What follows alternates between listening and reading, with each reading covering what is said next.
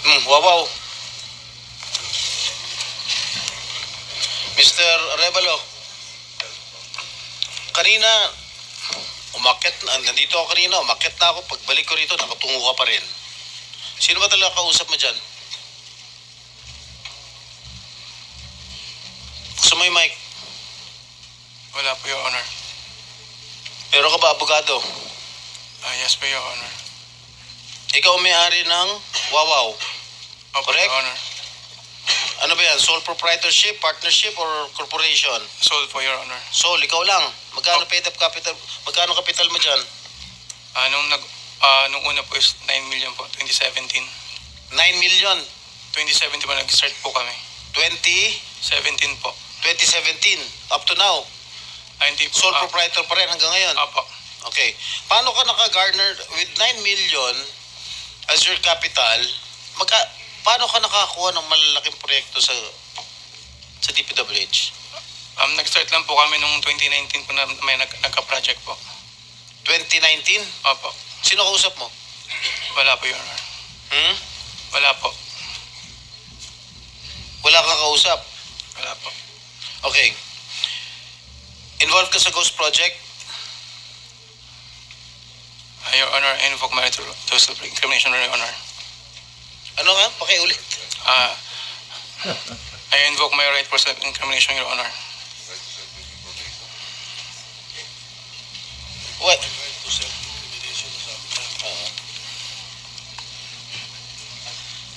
Senator Jinggoy. Malinaw ba Mr. Chair. Pwede bang... Linawin muna natin yung sinabi kasi ang narinig ko, I invoke my right to self-incrimination. Against Against incrimination, Your Honor. Against it. Plus, Mr. Chair, dapat tumingin ka rin sa nagtatanong mo, Mr. Wow. Ayaw ba tumingin sa amin? Huwag kang kausap mo. Yuko pa na, yuko. Lamisa yung kausap mo eh. Senador yung nagtatanong sa'yo. Harapin mo rin. Thank you. Anong pangalan niya? Arevalo. Mr. Arevalo, meron kang abogado? Yes po, Your Honor. Is he here? He can give you legal advice. Yes po. Nandiyan ba, abogado mo? Nasaan ang abogado mo, Mr. Arevalo?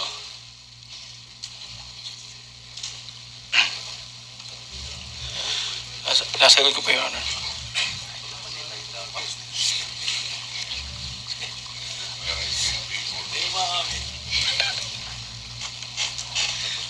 Hindi po. Malapit na kayo makulong.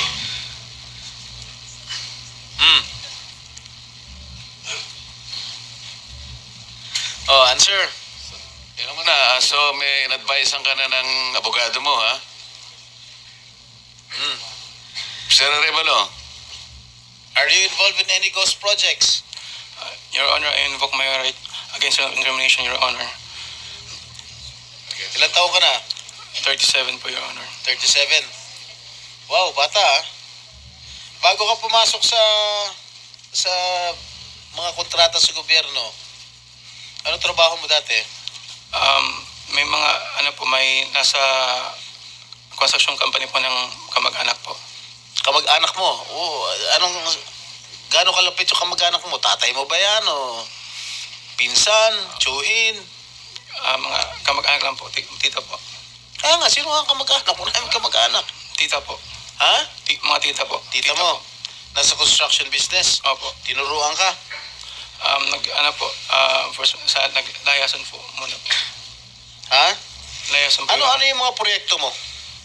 Ano mga nakuha mo proyekto rito sa DPWH?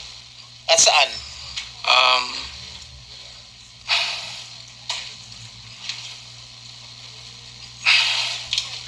Sagot. Mr. Arevalo, alam mo, malamig ulo ko ngayon ha. Pero pag ikaw, tumingin ka ng tingin sa cellphone mo, hindi ko alam kung ano yung binabasa mo dyan, humarap ka sa amin. Opo. Yes po, Your Honor. Ikaw may-ari nito, di ba? Yes po, Your Pwede Honor. dapat alam mo. Ano yung mga proyektong na-awardan sa inyo ng DPWH at saan-saan? Ano po, Your Honor? Makukonfirm Sa, ka. hindi ko po na alam po yung exact number po. Gusto mo ako magbigay sa'yo? kung saan yung mga project mo? Gusto mo ako magsabi sa'yo? Naku, contempt yan. Come on.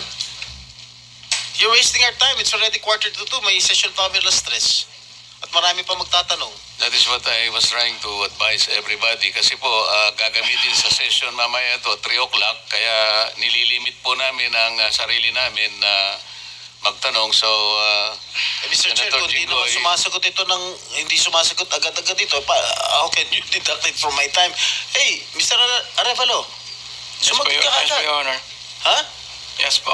Oh, alin-alin yung mga proyekto na nawardan sa'yo ng DPWH at saan-saan to? Meron po kaming sa QC po, sa Metro Manila First. Meron din po sa Quezon. Bulacan. Your Honor, I invoke my right against self-incrimination, Your Honor. Anak ng patingo. Tinatanong ko, how can my question incriminate you? Tell me. Tinatanong ko lang saan yung proyekto mo. I invoke my right against self-incrimination? Sorry po. Ha? How can that incriminate you? Tell me. Pinapainit ng ulo namin dito eh. may incriminate siya kasi nga, hindi niya may tuturo ko siya dahil ghost project siguro. Oh, Dahil po may mga usapin na may mga allegation po na mayroon nga pong anomalya. Kung magsasalita po ako, pwede po magamit laban sa akin. oo nga. Simple lang naman. Wala naman ako tinatanong sa'yo kung ano. Tinatanong ko lang, saan itong mga proyektong na-awardan sa'yo ng DPWH. Ang dami mong binanggit na probinsya. Quezon.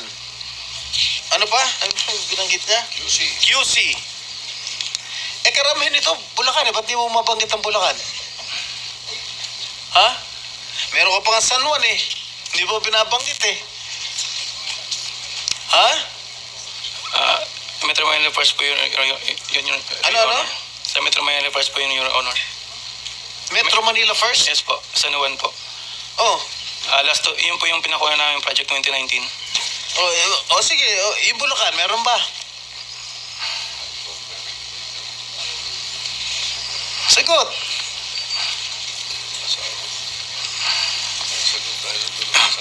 Your Honor.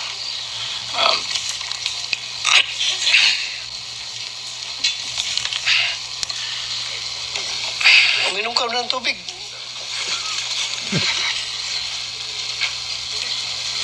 Ako Oh, yun, Doktor. ilan? Ilan? Di ko pa sigurado, Your Honor. Oh, dito base sa record namin, meron kang 42 projects sa Bulacan. Meron kang 42 projects sa Bulacan. Yung bulk ng na-award na contract sa inyo ng DPWH, ang bulk mo nasa Bulacan. 42. Ha? Dalawa sa San Juan. Dalawa yata sa Quezon. Meron sa Ilocos Norte. Meron sa Caloocan. Meron sa Laguna. Yan, Bulacan lahat to. San Juan. Quezon City. Tsaka identical ang presyo ha. Identical ang mga presyo dito. 77 million, 77 million, 72 million, 72 million. Sino ba? Bakit ganun?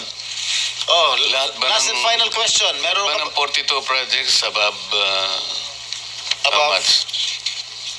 Yeah, 42 projects sa Bulacan, meron 90 million. Kaya nga above 50? Yes, about 50 million lahat. So, Mr. Arevalo, kung 42 projects ito, 42 plunder cases ito eh. Kanina sinasabi namin sa inyo, kung nakikinig po kayo, makikipag-deal kami sa inyo na po pwedeng hindi na kayo ipoprosecute criminally, magturo na lang kayo. Kasi sa palagay namin, hindi kayo ang most guilty. Kapag nakapagturo po kayo ng mga kasangkot talaga dyan, na talaga sila naman ang talagang talamak na sa paggawa nito, anong malay ninyo? Baka imbes na criminal prosecution, wag na yon. Bayaran nyo na lang ang gobyerno, pero magturo po kayo. Para meron po tayong kapuntahan talaga. Kasi kung ganito na lang tayo ng ganito, ikutan ng gito, mapipilitan po, puro plunder. Harapin po ninyo 42 plunder cases. Hindi po fair sa inyo yun eh. Alam namin, hindi lang kayo ang sangkot dyan. Marami ang kasangkot dyan. Kaya, yung abogado po siguro nag-advise sa inyo kung nakikinig. Tingnan nyo rin po na maganda rin offer para sa amin ito. Makakatulong pa kayo sa bansa. Matigil na po ito. Meron akong papakita. Ilang minutes yung video? Meron ako ipapakita with the permission of the chair. Siguro 1 minute lang na video. Tingnan mo, Mr. Arevalo, kung project ng Wawaw to.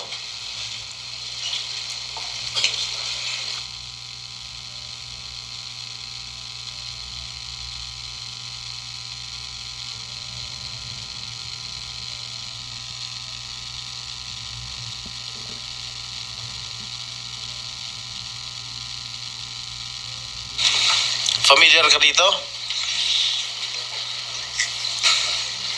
Familiar ka, Mike? Hindi po, Your Honor. Ay, hindi. Hindi ka nga talaga magiging familiar dahil ghost nga. Tama? Yan. Ang nakalagay dyan sa report, completed. Nakakubra ka na. Nabayaran ka na ng gobyerno. Pero, hindi pa completed. Tama ba, Miss Cabral? Are you aware of this? Ngayon lang po na nakita yung video, Your Honor. Na hindi kompleto, di ba? Pero bayad sila. Wala po akong nakikita. Sa Hagonoy, Bulacan. So, hindi mo alam, Mr. Arevalo? Ngayon ko lang din po Ha? nakita yung video. Ngayon ko lang din po nakita yung video, Your Honor. Oh, talagang hindi mo makikita dahil hindi mo naman alam. Kasi nga ghost. Di ba? Alam mo, nag-iisip na ako kung isa-site kita yung contempt dito eh. Huwag mo lang ako subukan, please. Okay, babalik ka kita next hearing ah. Miss Sarah? Mr. Chair, with the indulgence of the SP Pro Temp, interjection. Yes, Okay, please. provided it's very brief kasi Yes, very kulang na po brief, tayo Mr. sa Chair. panahon. Opo, very brief lang. Sabi nyo kanina, and salamat po sa SP Pro Temp at Mr. Chair. Sabi nyo kanina, Mr. Arevalo, na meron din kayong mga proyekto, ang Wawaw, sa Quezon City sa pamamagitan ng Metro Manila First. Kasama po ba yon sa dalawa lang sa 254 flood control project sa Quezon City na may koordinasyon sa LGU ayon kay Mayor Joy Belmonte? Yes po, Your Honor. Ayun yun. Yun din. Ano po yun, yung sa isa po, may letter na po dun for termination po. Letter for termination. Yun ba yung sa Barangay Mariblo sa Quezon City? 2 pumping stations na nagkakahalaga na 282 million pesos na magkaharap? I-check, yun po, ang di ko po masagot. I-check po namin, Your Honor. Sige po, pakipaalam nyo sa komite namin sa pamamagitan ng aming chair. Salamat, Mr. Chair at SP Pro Tem. Thank you. One last question. Oh, Mr. last Chair. question. Yeah, Mrs. Diskaya, meron bang pagkakataon yung siyam na pag-aari mo ng construction company, meron bang pagkakataon na sila naglalaban sa isang bidding, sa isang kontrata? Hindi po. Sigurado ka? Pag makakuha ako ng Kapag record sa papakaalam ko. DPWH na si St. Timothy, si St. Gerard, si Alpha Phi Omega, sino pa? Si Alpha and Omega and St. Gerard, hindi po sila nagsasali sa isang bidding. Pero Okay nga. yung ibang licenses, magkakasama sila minsan. And then, so minsan naglalaban-laban yun, Sham. Yes po. Oh, so that is not a legitimate bidding. Because dahil yung siyam na yon na naglalaban-laban sa isang award sa isang kontrata, iisa lang ang may-ari. So kahit sino doon, kahit sinong manalo doon sa bidding na yon, ikaw ang panalo. Dahil sa'yo lahat yun eh. Correct? Tama? Hindi po, kasi ibibigay yung may-ari ng mga companies. Oh, sus. Kasi sabi I'm mo just lang concerned with Alpha and Miss Omega. Diskaya, Opo. kanina, sinabi mo Alpha Phi Omega lang ang sa'yo. Opo. Nung tinanong kita ulit, inunumerate ko lahat yung siyam na korporasyon, inamin mo sa'yo lahat yun. Oh, di ba? The records will bear me out. O ngayon, ang tinatanong ko sa'yo, yung bang siyam na korporasyon na yon, Panglimang tanong na. naglalaban-laban ba sa bidding yan? Panglimang Yes tanong po. na yan eh. Sabi mo kanina, last question. Hindi ba sumagot? Ay, sumagot. Oh. Hindi, sagutin mo. Opo, sumagot ako. Opo. Naglalaban-laban. Opo. So pag naglalaban-laban yung siyam na korporasyon sa isang kontrata at kung sino manalo ron, kahit isa sa siyam na manalo, sa'yo pa rin yun, ikaw pa rin ang panalo. Correct? Opo. Oh. Senator Erwin, Ang tanong, very brief lang ma'am. Baka Opo. tayo ang sagot po, panahon na. ang sagot po dyan, Senate Pro Temp, nagbibiding-bidingan. Anyway, matanong ko lang po sa COA, na-relieve nyo na ho ba yung inyong first district COA auditor, yung sa Bulacan, na nag-audit ng mga coast project? Hindi pa. Hindi pa po, Your Honor. Bakit po hindi ninyo ba na-relieve? Nakipagsabuatan na po sa district engineer po natin since 2022. Bakit di pa po nare-relieve? Sir, wala pa po namang ebidensya na nakipagsabuatan po yung... Wala pa pong ebidensya 2023. Sa Pangulo na nagsabi, pati Senator Ping Lacson nagsabi. Anong gusto mo? Ebidensya? Your Honor, hindi po ako ang merong authority. I know that. That's why I'm asking you. Now, when are we going to see her relieved or him relieved? Ipapaalam ko po sa... Ipaalam niyo po kaagad, okay? Dahil wala akong kami oras. Panghuli na lamang po, matanong ko lamang po ang MMDA. Kanina po, Mr. MMDA, sir, nagpresenta po si Ramon S. Ang natutulong sa flood control po natin. Siya po maglilinis dyan, na libre. Ano po ang reaction po ninyo? Acceptable po ba ito? Itong pag-volunteer ni RSA para linisin ng mga estero natin para hindi na tayo bahayin kagaya nangyayari everyday pag umulan ngayon? Opo, tuloy-tuloy naman po yung coordination meeting natin. In fact, meron na po kaming ilo-launch sa Las Piñas po na cleanup drive po ng Las Piñas River. And katulong din po namin sila na mag-ayos po dito po sa may Ross Boulevard. Nag-inspect na rin. Okay? Salamat po. So, thank you. 1 minute, Senator Bato. 1 minute, Senator... 10 1 minute na. Minority Leader and 2 minutes to Senator Alan. Thank you. Hindi pa, kasi ano na tayo. Thank you, Mr. Chairman. Since nandito yung BIR, Commissioner, may this committee know kung among the 15 contractors, sino-sino dito yung mga top taxpayers. Kung meron kayong records dyan, sino-sino nagbabayad o kung sino nagbabayad ng tax at magkano ang binabayad nila. Yes, Mr. Chair. As far as yung ranking is concerned, we currently don't have that kung anong in terms of top taxpayers sila. No?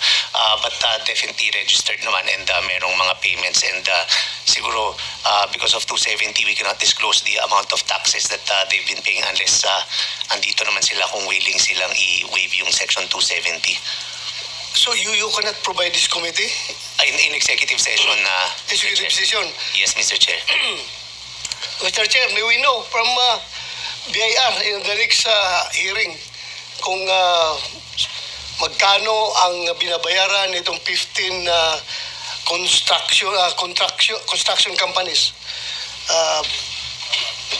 na tax. Yun lang hingin ko, Mr. Chair.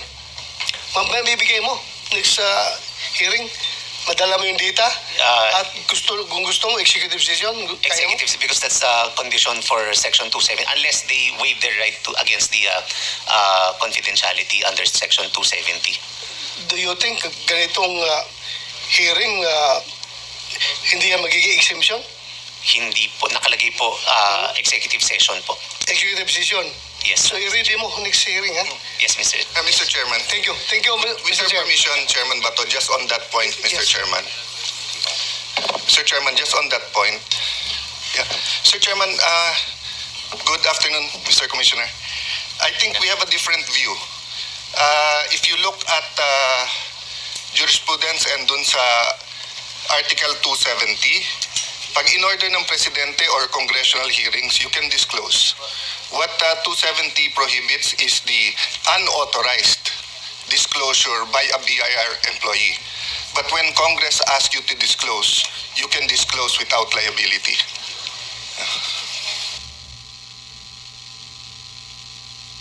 This is Abacada Guro Party List versus Purisima.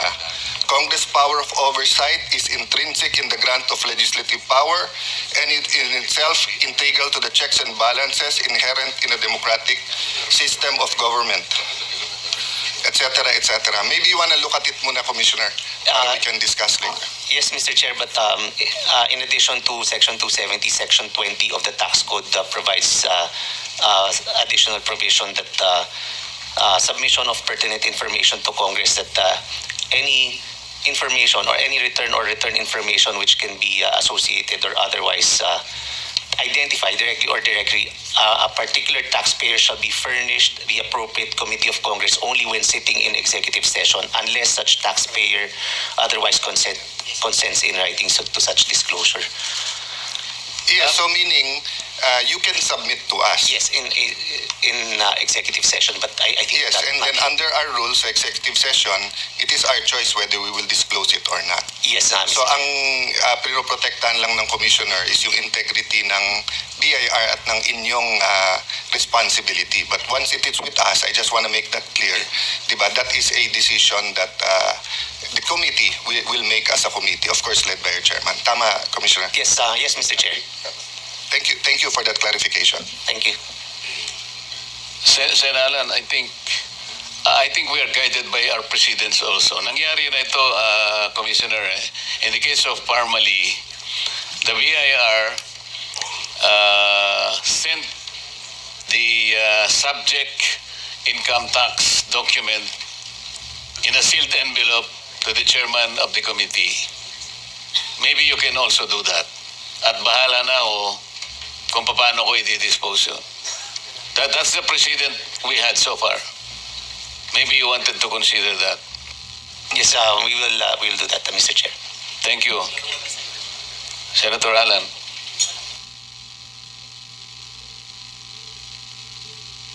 Yes, Mr. Chairman. Of course, we'll be guided by jurisprudence. My personal feeling is that assessment is Congress can compel. But of course, we shouldn't violate the law. We should follow it. But a good compromise nga is that we will consider it a constructive executive session that the BIR Commissioner turn over to you with the condition that it will not be released unless we follow our rules and vote that it be released, but it will be for the perusal. And of course, we thank the Commissioner for doing the research on it. I don't think you were compelled, no? It was an initiative on your part. No? Mr. Chairman, can I ask for one more thing? Kasi ang mga LOA is flying left and right. And of course, you're more than meeting your target. And of course, in the other room, happy everyone dun sa, bitin pa rin yung funding, but you're doing your part sa BIR. So can you also add in your submission, not today, yung itong top 15, or if you wanna go beyond the top 15, na LOA din ba kaya itong mga to? Para alam din natin na, kasi may question na on supervision nung DPWH, may question na yung COA, nabantayan ba? So let's look also on the BIR side for your guidance and our guidance na rin, Commissioner. Thank you, Mr. Chairman. Yes, Mr. Chair. Thank you. Are you done, Senator? Okay. Soto, Minority Leader. Thank you, Mr. Chairman. I would just like to place on record in your committee a quotation. Quotation. Oh, bagay na bagay doon sa mga ibang kasama natin dito ngayon eh. We are living in a time where some people are proud of what they should be ashamed of. Thank you. Sino ang gumawa nun? Para ikaw yata yun. Thank you very much, Minority Leader. Before we... Okay. Thank you, Mr. Chairman. Can you show the slide? DPWH? Yes, Ma'am Yusek. Every year tinatanong ko to, and every year sinasabi nyo na harmless ito at mistake lang ito. Pero every year, rather than natatanggal, dumadagdag. So, Mr. Chairman, Mr. Minority Leader, if you look in our slides, nung GAA ng 2023, 2.77 billion, ang double, exactly the same, ang nasa GAA. bringing up natin to sa committee hearing, pero hanggang sa final version, meron pa rin natira. 2024, imbis na nabawasan, 3.48 billion ang double appropriation. Binanggit ko rin ulit to, sabi ulit ng DPWH, aayusin din nila. 2025, 78.5 billion ang double appropriation. So can you go to the next slide? Next slide ulit para... So these are the examples, Mr. Chair, no? Makikita mo, sorry po, malit lang dito, but exactly the same project, exactly the same amount. So, ma'am, quick answer lang po kasi magse-session na. Bakit hindi matanggal to sa submissions nyo? Your Honor, Mr. Chair, sa National Expenditure Program po, pagka sinabit namin sa DBM at may na-cash kami pareho na double appropriation or pareho na exactly yung project name, ay kinokorek na po namin through submission of errata. Ma'am, that's never. Ako po ang nagbe-bring up dito and then si Senator Coco. Pero sa final version, hindi pa rin na-correct. Yun po ang So, pero bakit nga every year meron? So, etong 2026 ba? Meron? wala pong akong nare-report sa akin. Sorry to ask you but kasi wala na si Sec Bonoan. But every year you promise na walang double, but every year lumalaki. Imbis na lumiliit.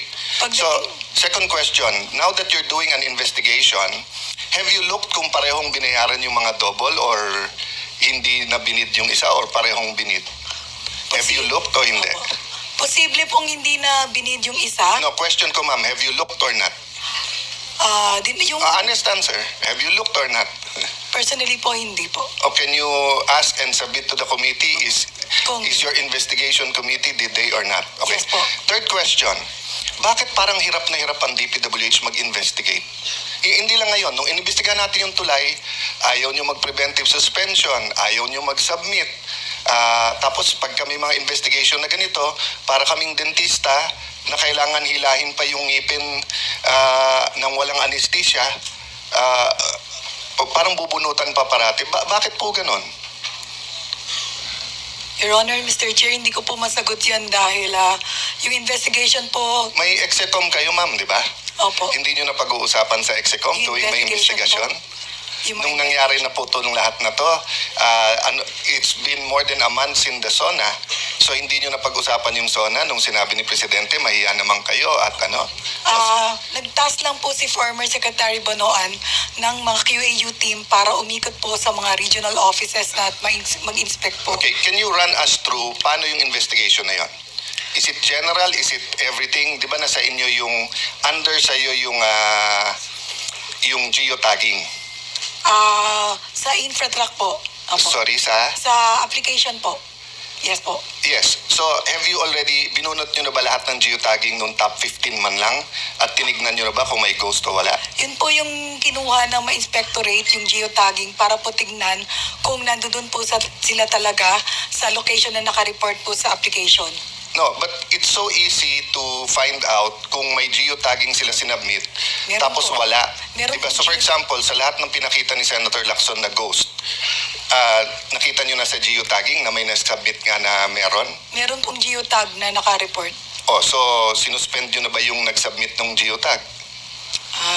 Hindi pa rin. Sa pagkakaalam ko po. Kaya nga ma'am, yun ang tanong ko nga Bakit, halimbawa dito sa Senate, kung sinabing may nagmamariwana, investigasyon ka agad, tatanggalin. Sa BIR, tanong mo kay Commissioner, yung katabi mo, nababasa ko lang, hindi mo na kwento to, Commissioner, nababasa ko lang. Di ba, ilan na sinuspend nyo sa term mo? Madami-dami na, Mr. Chair, I think definitely more than 50, 70s na. Pag na-dyaryo tomorrow na meron hingian and may prima facie evidence, will you act upon it or will you wait? Well, definitely, Mr. Chair, we act will upon it, right? Yes, your counterpart sa customs, pag-upong-pagkaupo, submit lahat ng meron pong kamag-anak na may brokerage. So bakit sa DPWH, ayun na, pinakita na ni Senator Lacson, ang dami ng tanong ng aming chairman, ang dami ng pinasubmit, na sa inyo geotag. So obviously, pag hindi nyo tinanggal at hindi nyo sinususpinde, gumagalaw pa yung mga yan para pagtakpan yung ginawa nila. Your Honor, Mr. Chair, alam ko po na nag-suspend na si former Secretary Bonoan ng mga taga-Bulacan mula po O sa Bulacan lang ba may ghost? Yun po yung Pa-exercise at kumuha na tayo ng Ghostbusters for Bulacan only kung Bulacan lang ang may ghost. Opo, yung buong distrito po, I think na nasuspend na. Oh, pero ma'am, hindi ba napakadali naman? Kuha ka lang ng pinaka-junior. Nung araw may oyster pa ba ngayon? Wala na. Yung mga empleyado na kinukuha through DPWH. Mga roadside workers yata meron. O, di ba? Sana nakikinig si Secretary Vince, di ba? Kung ako ang secretary ngayon, tawagan mo lang lahat ng district engineer, isa, pumunta ka dyan sa bawat project, kunan mo na cellphone, eto yung geotag, i-compare mo. Kung wala, edi ghost. Pero bakit tayo isang buwan na?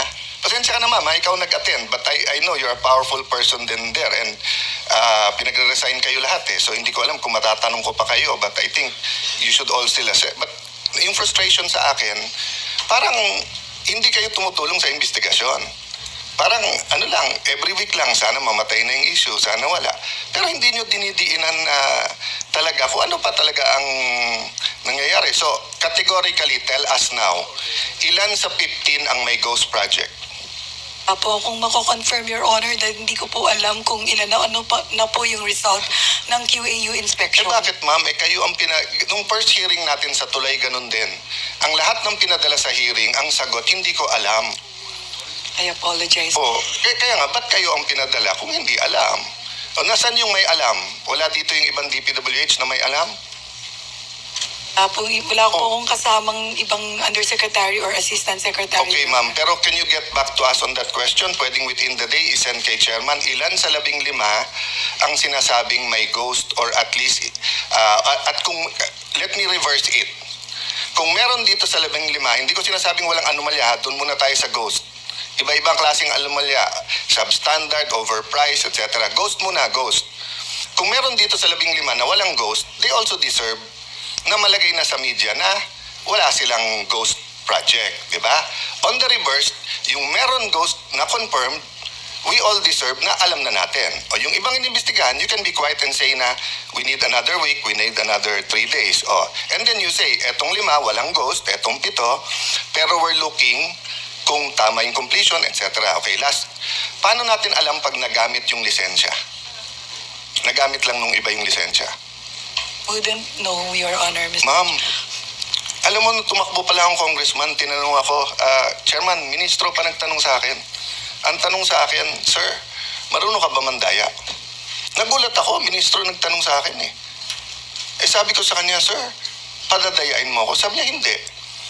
Kailangan alam mo kung paano nandaya para maprotektahan mo sarili mo, hindi ka idadayain.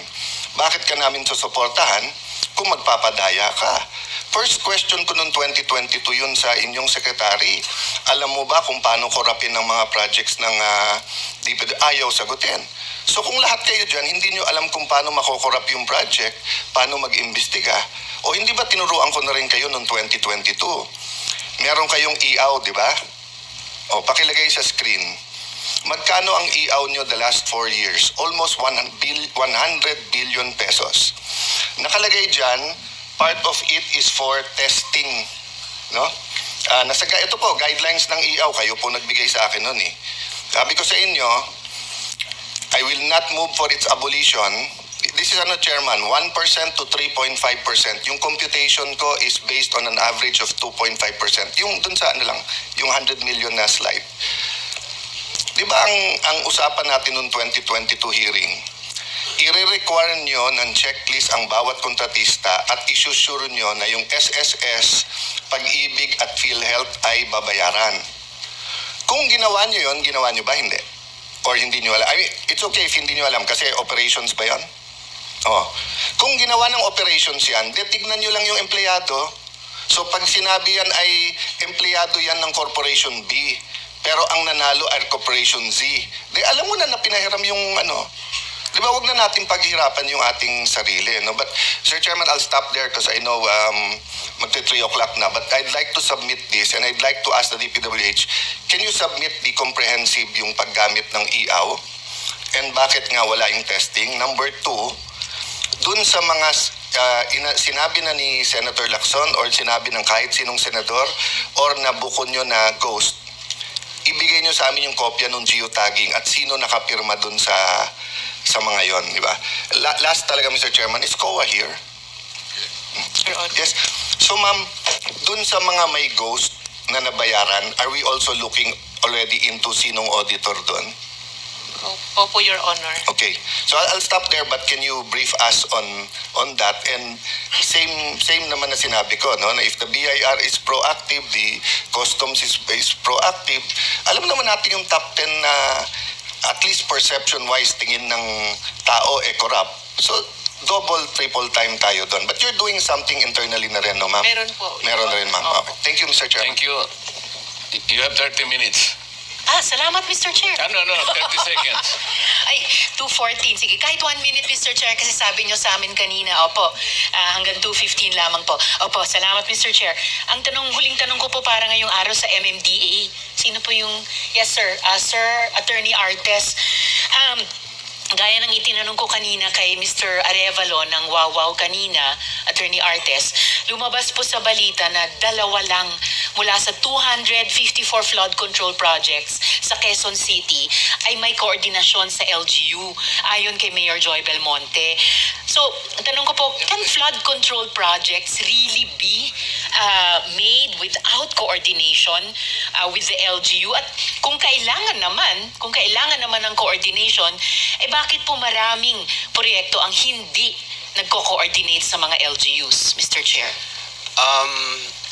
Una po, I cannot answer on behalf of DPWH dahil yung pong 2 projects po na yan ay hindi po under ng MMDA. Ang nag-implement po niyan ay DPWH, Senator Risa, Mr. Chair. In that case, may I quickly ask for a response from Yusek Cabral bilang highest-ranking DPWH. Bakit po maraming proyekto hindi nako-coordinate sa LGU kung kailangan naman nilang mag-coordinate dapat sa LGU tulad ng QC Your Honor, government? Madam Chair, dapat pong nagko-coordinate ang aming mga implementing office sa local government unit. In fact, pag nakita na po nila yung General Appropriations Act, dapat po kumukonsulta na sila sa mga LGU kasi kasama po yung kung local pong proyekto yon, tina-turn over po nila sa LGU para ho sa maintenance. Kung mga local road, mga multipurpose building. So, kailangan po talaga yung koordinasyon. Ang presumption po ng central office, kapag ka po nagpatupad kayo, kasi kailangan po yung mga permit yata. Permit, sa probinsya po, permit to quarry yung mga iba. So, alam ko po may koordinasyon. Sa Metro Manila po, andito naman po yung regional director namin. Dapat po, mandato po sila na mag-coordinate sa local government unit. Kung dapat po, bakit hindi ginagawa in the case of QC?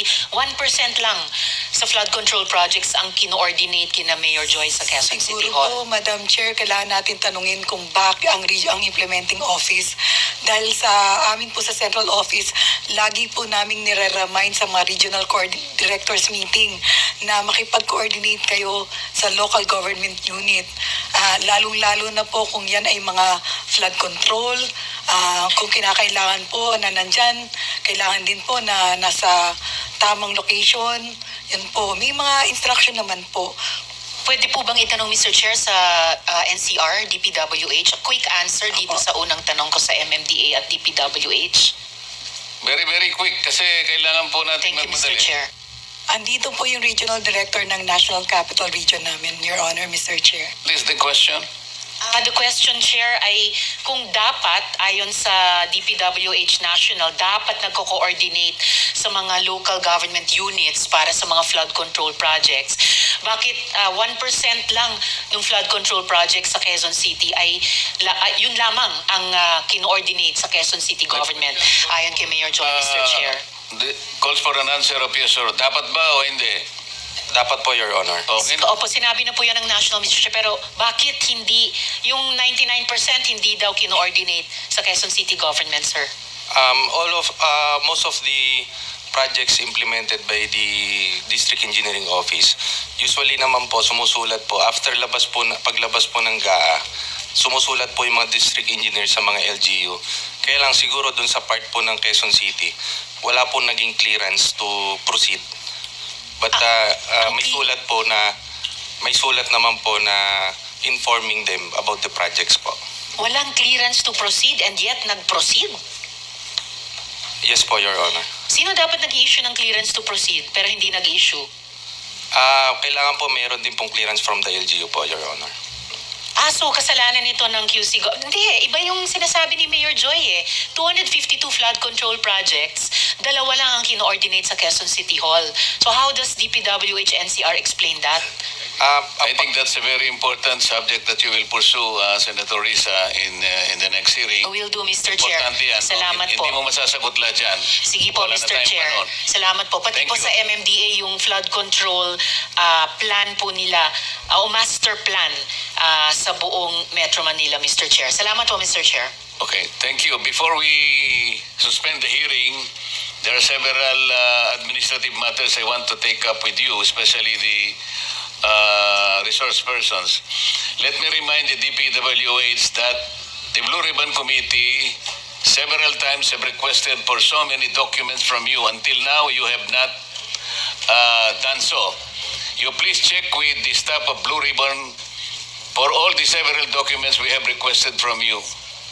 Hindi pa ninyo ginagawa. Pangalawa, the two identified ghost projects na pinag-uusapan natin kanina, biglang nawala sa PCMA. At pagkatapos, bago tayo matapos sa PCMA, biglang naging unavailable ang PCMA. So may problema kayo dyan. In the next hearing, please tag along the director of the whatever is that, construction, whatever. Dalhin mo dito siya sapagkat siya yung nakakaalam at siya yung nagmamanage ito because we wanted him to install that program, that system, that platform within the premises of the Blue Ribbon Committee. Okay? Yes, Your Honor. At pagkatapos nandito yung representative Mr. Edgar Acosta, High Tone Construction and Development Corporation. Ang representative is Mr. Edsel Mabelia. In the interest of due process, bibigyan muna natin siya ng show cause order. Kayo na po ang magsabi sa kanya that this committee issued a show cause order for him to explain his absence today, failing which he will be held in contempt, and failing which again, a warrant of arrest will be issued against him. That is very clear. If that is very clear, Mr. Chair, isa pang request sa Chair for the next hearing po. okay. Kung maaari pong maimbita ng komite ang AMLAC dumalo sa susunod na hearing. Yes, actually that was the idea. Salamat, The Mr. AMLAC Chair. will be invited in the next hearing. So, Director General, is it all right that we suspend the hearing for the time until next week? Anong araw kaya yun? Ha? Until September 8, 2025. Thank you very much to all the participants.